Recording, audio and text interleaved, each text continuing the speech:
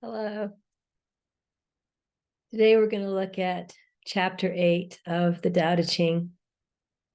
But before we do that, I want to go back and remind us how the Tao Te Ching began by reading the first part of chapter 1 from, of course, the Regina Akers translation. The way is the way. You cannot know the way through ordinary means. The reason I wanted to review that is because today we're going to be looking at words. And we're also going to find that in order to get true understanding, we have to be able to get beyond the words. Because if we only pay attention to the words with the mind, they're going to seem to contradict themselves, and the result will probably be confusion rather than understanding. Let me start by just reading chapter 8 all the way through, and then we'll look at it a little more closely. I named chapter 8 The Highest Good. The highest good is like water. It benefits all things without struggle. It even dwells in places that people loathe. Therefore, it is somewhat like the way.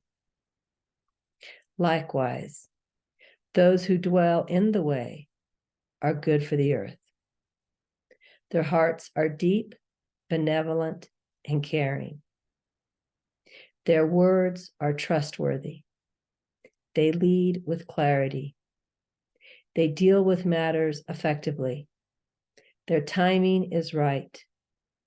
Since they do not force their will, they cannot be blamed. Now, the two words that I want to look at and go beyond are the words good and benevolent.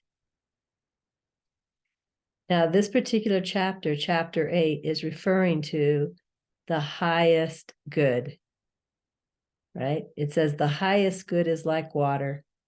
It benefits all things without struggle. But when we were looking at chapter 2 of the Tao Te Ching, this is what we read. When everyone defines good as good, other things are judged as bad. This can be bad. So we have the Tao Te Ching telling us that when we define things as good, then we also naturally create bad. So for example, if I say it is good to be faithful in marriage, then it is bad to be unfaithful in marriage. If I say it is good to spend a certain amount of your time in silence each day, then it's bad if you don't spend a certain amount of time in silence each day. You see, one creates the other. And that makes sense when you contemplate that and you realize that, judgment is the cause of duality. But then we come to chapter 8 and it's referring to the highest good. There's that word, good. So one thing we need to know is that Lao Tzu, of course, had to use words when writing the Tao Te Ching, and all words are limiting. But if we look carefully at definitions of words, we can sometimes get clarity on why those words are used. In this case, the definition of good that best applies is that it's useful for a particular purpose. For example, the dictionary gave the example of it's a good season for planting, right? You plant your seeds in a particular season. If you plant them in the dead of winter, they're probably not going to grow. So that's really the definition of good that we're looking at here when we talk about the highest good. Another translation that I looked at, which I'll share with you later, really used the word best. Like this is the best way to be, right? And of course, one could argue, the mind probably would argue, that even with both of those definitions, you can have duality. But again, all words are limiting. And so we want to try and listen. It's like you're listening to a teacher, and the teacher is saying, if you want to see that all there is the Tao, this is a good way to be, or this is the best way to be. This is how you can achieve your objective, right? That's how the word good is being used here. And it says there is a highest good in the world. That highest good is something that I referred to earlier as the flow. And by getting into harmony with that flow, by paying attention to that flow and flowing with that flow instead of self-will, we are in alignment with highest good. In fact, if you even think about the words highest good, doesn't highest good imply what's best for everyone? And wouldn't self-will, what's best for me, be the potential opposite of that? So what I want to do is I want to let go of self-will, get in touch with the highest good, and flow with that. So there is a highest good or a flow in the universe.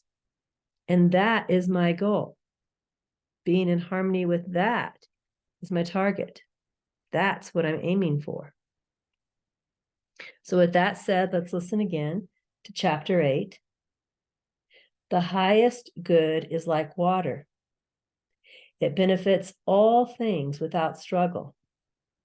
It even dwells in places that people loathe. Therefore, it is somewhat like the way. Likewise, those who dwell in the way are good for the earth. Their hearts are deep, benevolent, and caring. Their words are trustworthy. They lead with clarity. They deal with matters effectively. Their timing is right.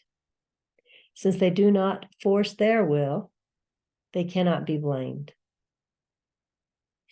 I mentioned the other word I wanted to look at was benevolent. Here we see that the highest good benefits all things without struggle. We also see that those who dwell in the way or in alignment with the highest good, it says their hearts are deep, benevolent, and caring. And yet, if we look back at chapter 5, occurs without intention, the word-for-word translation said, heaven and earth, not benevolent. Sage person, not benevolent. The way I translated that was, the universe is not well-meaning. Sages are not well-meaning. So what chapter 5 is saying is that the sage or the Tao is not coming into alignment with your self-will and trying to make things work out the way you would define as good. It's just not what they're doing. Here, however, when it says that the highest good benefits all things, it's saying that if we surrender to the Tao, surrender to the flow and go with it, there's a corrective or a healing energy in it that will correct or heal everything in the world. Again, we're not making things right based on your self-will.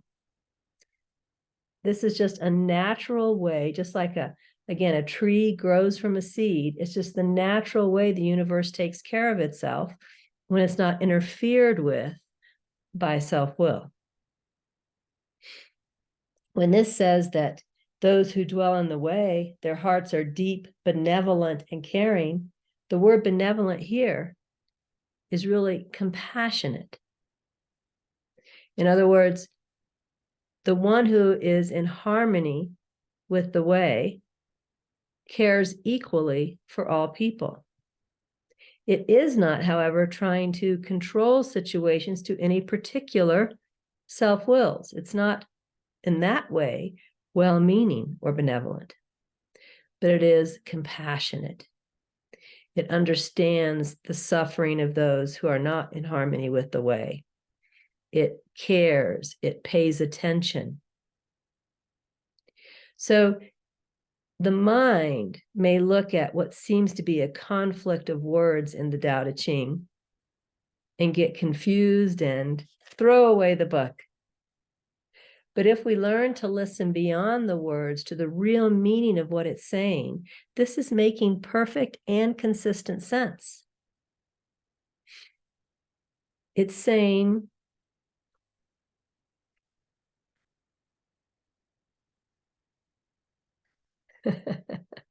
it says first, naming, defining is the cause of duality.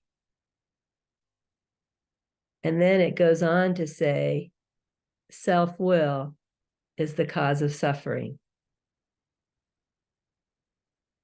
And what it's teaching us to do is to let go of self-will, let go of naming and defining, get in touch with the movement of the Tao, which is here being called the highest good, flow with it without personal concern, and healing or correcting will take place naturally. This is the consistent message of the Tao. Let's look at chapter 8 again, but this time let's go ahead and look at it side by side with the word-for-word translation.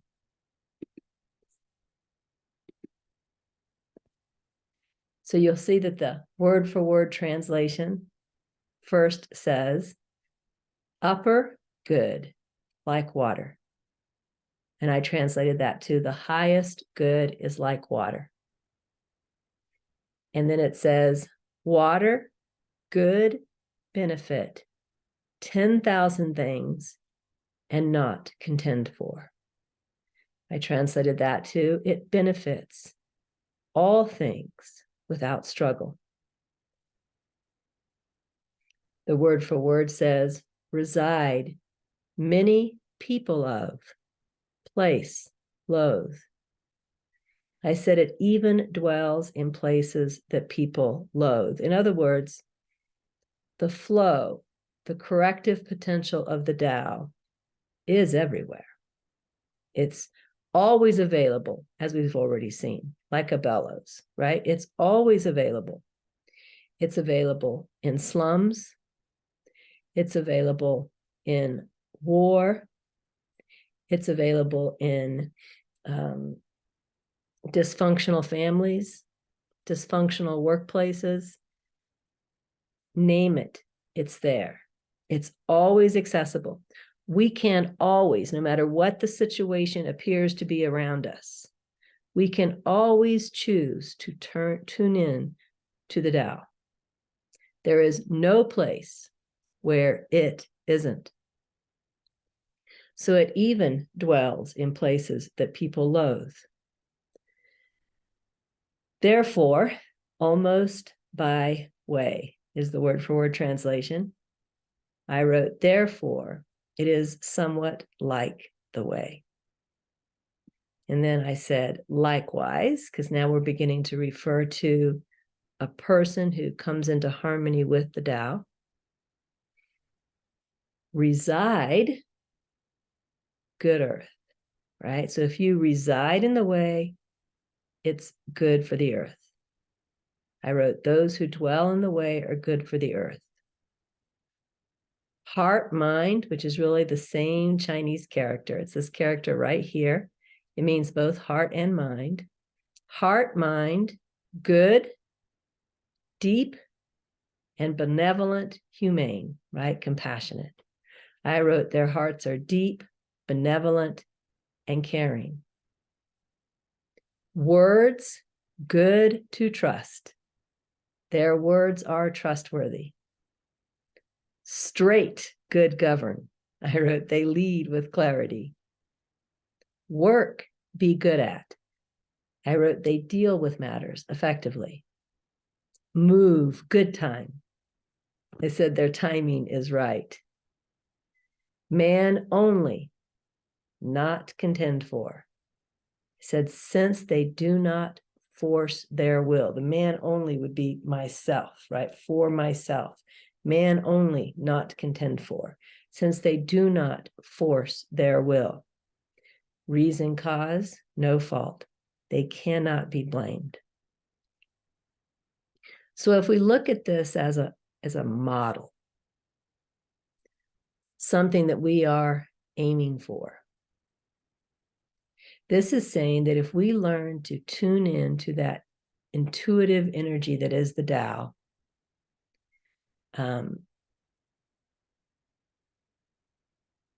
we are naturally going to be, when we are in harmony with it, we are naturally going to be good for the earth. We are not trying to be good for the earth.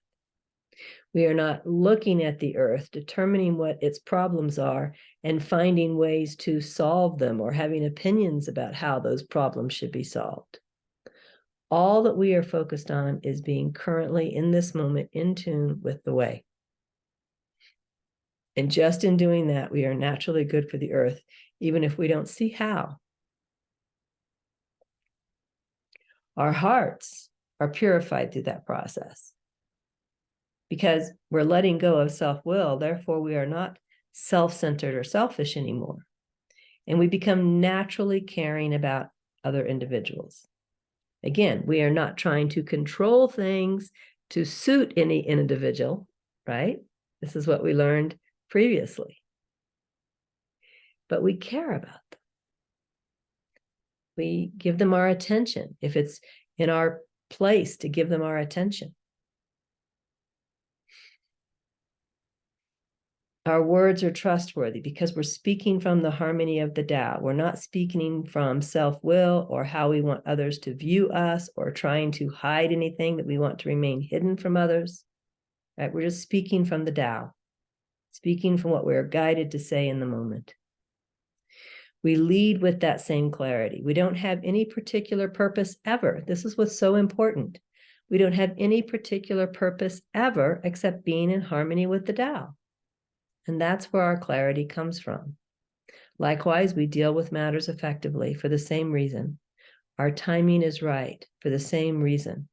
And of course, we're not forcing our will because we are letting go of our will and becoming in harmony with the Tao. Therefore, we can't be blamed if things don't work out the way a person thinks they should have worked out according to their self-will. Working things out according to someone's self-will, even our own self-will, was never the goal in the first place.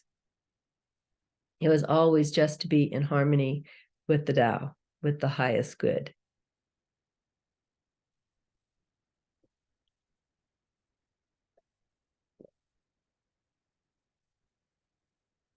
So what we can do now is our assignment is begin to try and feel this highest good. It can be challenging in the beginning if you've never tried this before.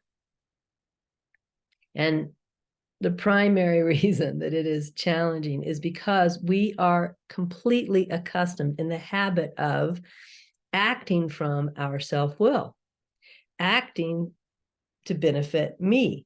Even if I try to benefit someone else, somehow, if you look at it carefully, it's because I want to look good. I want that person to think I'm nice. I want that person to think I'm helpful. It's still about me. In order to get in touch with the highest good or the flow of the Tao, what we have to do is let go of self-will. When self-will is removed from the situation, the feeling of what to do without self-will is the flow. That's the Tao. The best way to remove self-will from the situation is first to look directly at self-will. You look right at it and you ask, what is it that I want from this situation? Maybe I want to be happy. And I think that I can only be happy if this particular situation unfolds in a certain direction. If it unfolds in the other direction, I will not be happy. Can I say, my temporary happiness is not what's most important? What's most important is genuine enlightenment, seeing only the Tao in all things. And I am willing to let go of what I think will make me happy in order to feel the direction that is most helpful for me to go in now, the highest good. Maybe I want somebody else to act in a certain way because I might feel safer. Can I look at that and say, I see that if this goes this way, I will feel temporarily safe until the next time I don't feel safe. But I'm more interested in genuine truth realization than a temporary feeling of safety that's going to come and go. So I'm willing, even though I feel fearful about this, I am willing to put aside my self-protective mechanism and just feel without that for what's the best thing for me to do or say in this situation, and follow it without knowing where it's leading.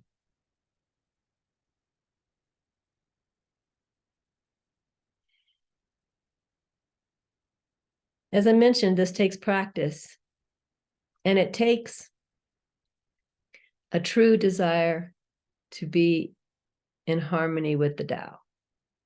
If our self-will is what's most important to us, this might not even be possible right now. And that's okay too. If self-will is what's most important to me, that's just the way that's unfolding right now. But if I've come to the point, if I've been brought to the point where I really want to know the Tao, I really want to know truth, I really want to flow in harmony with all things, then I can learn to question, what is it that I want in this situation, see my self-will, and then put it aside. You know, there's a great example for us in the Bible. This is what Jesus did in the Garden of Gethsemane, right? First, he asked God, take this cup away from me, right? I don't want to do this. And then he saw that was his self-will, right? That bodily protection. And then he surrendered his self-will. And he said, but not my will, thy will. Right? Or maybe it was thy will, not my will. So that's the practice. It takes looking inward. It takes being focused in this direction instead of out at whatever situation is in front of you right now. And again, if you've never practiced this before in the beginning, it's challenging. It takes practice. It's changing a lifetime habit. But if you have the inner calling to change this lifetime habit, you will find the willingness to change the lifetime habit. So again, this week, until I make the next video, try looking when it seems like there's an opportunity to make some type of a decision. Try looking, what do I want from this? Notice what your self-will is in the situation. And then willingly, because you want to follow the Tao, put your self-will aside, and then kind of ask again, okay, so what am I to do? Or feel for what am I to do?